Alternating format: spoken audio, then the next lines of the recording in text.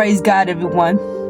Stop looking for everyone's approval. You don't need everyone's approval, but you need God's approval. If God be for you, who can be against you? See, we have so much fear and doubt in our mind that we let it consume us and we let it overtake us, and that we don't get to the mark, or we don't try to go and do what God has called us to do. What the word say, going towards the mark of a high calling, which is in Christ Jesus. Keep going and going and going like the Energizer Bunny.